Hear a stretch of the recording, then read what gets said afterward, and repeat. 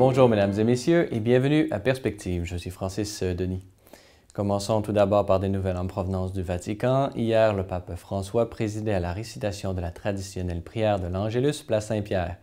Dans son allocution prononcée du haut de la fenêtre du palais apostolique, le souverain pontife a offert une réflexion sur l'Évangile de ce dimanche en manifestant comment la vigilance spirituelle essentielle pour atteindre le ciel requiert une disponibilité et un sens du service envers le prochain. L'attente de la béatitude éternelle ne nous dispense pas de l'engagement de rendre le monde plus juste et plus habitable, a-t-il affirmé. Écoutez. Avec cette parabole qui a lieu de nuit, Jésus considère la vie comme une veille, une attente active qui est le prélude du jour lumineux de l'éternité. Pour pouvoir y accéder, il faut être prêt, éveillé, engagé au service des autres, dans la prospective consolante que là, nous ne serons plus là seulement à servir Dieu, mais lui-même nous accueillera à sa table.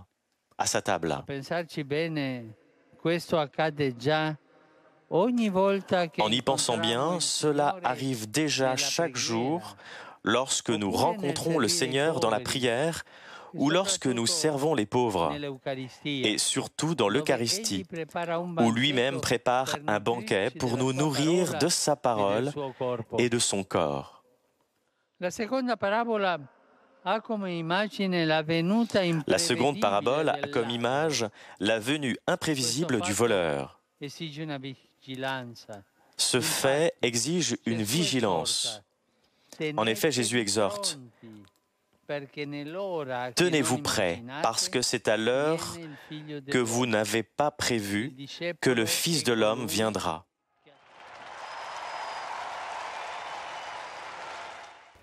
Comme vous le savez, les Journées mondiales de la jeunesse de Cracovie viennent tout juste de se terminer. Les organisateurs et les jeunes de partout dans le monde sont donc à l'étape des bilans et des rétrospectives. C'est le cas tout spécialement de Mylène Autou, auteure, compositeur, interprète de Montréal. Elle a eu la chance de pouvoir mettre son talent au service des pèlerins de Cracovie lors du Festival de la jeunesse, puisqu'elle avait été sélectionnée pour offrir une performance le 28 juillet dernier. Nous avions pu la rencontrer avant son départ. Voici ce qu'elle avait à nous dire. Je suis Mylène Autou. Dans le fond, je suis une auteure, compositeur, interprète de Montréal. J'ai commencé à chanter, bon, ça fait longtemps, mais avec le diocèse, j'ai fait, les 2 dernières années, j'ai fait les chants thèmes de la Journée mondiale de la jeunesse ici. Et étant donné qu'on m'a demandé d'écrire une chanson pour Montréal, je me suis dit, bon, ben, je vais l'envoyer à Cracovie. Et puis, ça a donné qu'ils l'ont accepté. Ils m'ont accepté comme artiste au Festival de la jeunesse. Pour moi, c'est comme un rêve qui devient réalité, là. C'était vraiment quelque chose que je voulais au fond de mon cœur. J'avais confié au Seigneur, j'avais demandé aux gens de prier pour ça. Donc, quand j'ai su la nouvelle, j'étais vraiment, vraiment émue. J'espère vraiment que ça va être...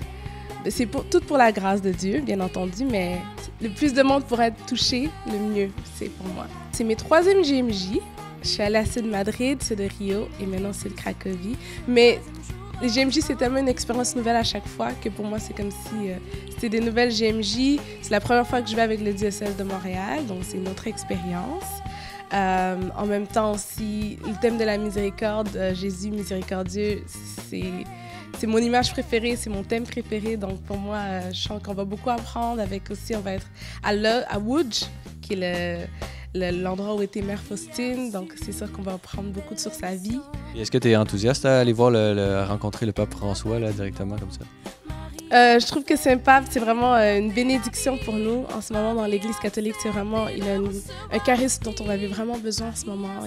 Il ramène de la vie, de l'espoir, non seulement dans l'Église, mais ailleurs. C'est-à-dire tous les gens, même les non-catholiques, l'aiment.